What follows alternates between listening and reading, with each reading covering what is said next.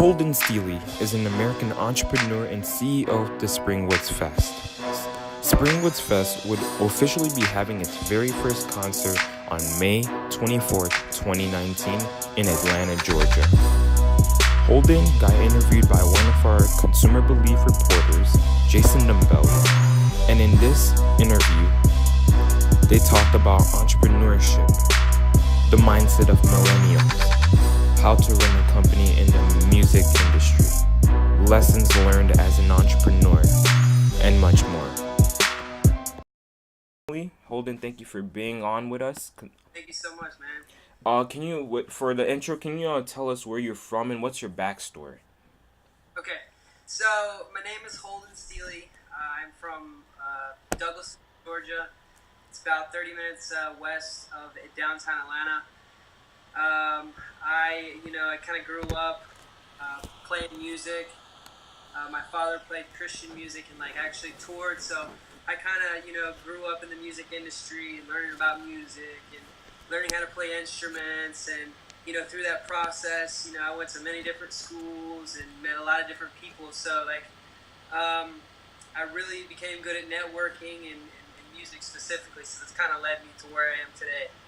Nice, great to hear. So, how did the idea of Springwoods Fest come to life? And tell the audience, what is Springwoods Fest? Okay, so Springwoods Music Festival is a hip-hop music festival that I actually created and bring it to life on May 4th, 2019. It kind of came about, I was working with a guy named Juice WRLD. I was actually working with some of his people, and they were asking me to, book some shows, and I wasn't getting anywhere with it because it's his show price was so high, and he was moving to this late 2018. So I decided, what, I'm gonna book a show. And through that process, I ended up not getting Juice WRLD to come to he's not coming out to the show because he has many tours lined up through 2019.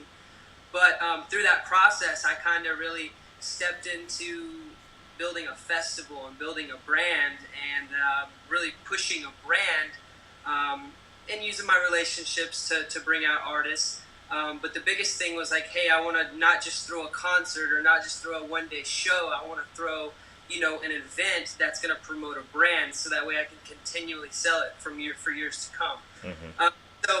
So really, Springwoods just kind of came together really fast. Actually, it was just a quick thought, and now it's turned into something really big that a lot of people are wanting to be a part of. A lot of artists are calling me wanting to be on the bill. So it's super cool. But just being in the music industry and seeing how much money goes through entertainment, it's if you learn how to facilitate that with a brand, that being Springwoods Festival, you really can capitalize on that and do something huge, because we're in the social media age. You know what I mean? Exactly. So if you portray that brand online with these major artists, you really it's like a no-brainer. It's crazy that everybody and their brother doesn't have a music festival. Now, granted, there's a lot that goes into it. Mm-hmm. But fortunately, like I said, I kind of grew up in the music industry. I grew up playing. I've toured before. I've played music, so I've kind of seen all the business aspects and all the things that go on behind the scenes, which kind of give me a upper hand to use my marketing and use my brand building to really push and launch Springwoods. Wow. Okay, so what did you do to attract a large audience to this concert? So my biggest thing is utilizing micro influencers. So a lot of times nowadays, there's people like you and I who aren't considered celebrities, but yet we have large networks because we're constantly meeting people, right? We're constantly out to people. So through that process, I've built a large network of people who have large networks. So with that, I just basically reach out to my friends or mentors or micro influencers. The beautiful girl in Charleston, South Carolina, who has 20,000 Instagram followers, and I say, hey, what's up? I'm having a music festival, and I would love for you to come out. What do you think about me giving you two tickets to the show or VIP tickets, or hey, just simple like, hey, I want you a part of my music festival. Would you promote it? Like, what will you promote it for? So through that process, I'm able to reach hundreds of thousands of people really fast, because when a micro influencer, these people with 10 to 15, 20,000 followers are reaching out to their friends and they're saying, hey, check this out, check out Springwoods Music Festival, or hey, I'm going to this. A lot of their friends and their people that follow them who are like, hey, I personally know this person, and if they're saying do this, then let's do it. Rather than, if you have a celebrity who has millions of followers say this. Now, don't get me wrong, that would be great if they would do that. Right. But I found that really to be effective for what you would spend or not spend, if you utilize a micro influencer, they actually will be more effective than somebody with 1 million followers. Wow. So micro influence. I don't know if you've done a lot of research on it, but from my research and from my own usage, like the micro influencer is one of the most powerful ways to reach people through Instagram. Wow. So how did your network impact Springwoods Fest? I know you explained a little bit, but like get down into like the roots. So how did my network personally affect Springwoods? Well, it affected it because fortunately I have been, blessed enough to position myself with like a lot of the right people. I don't know if you guys have seen like the Fire Festival, Netflix documentary that came out. Me throwing a music festival, of course I watched it.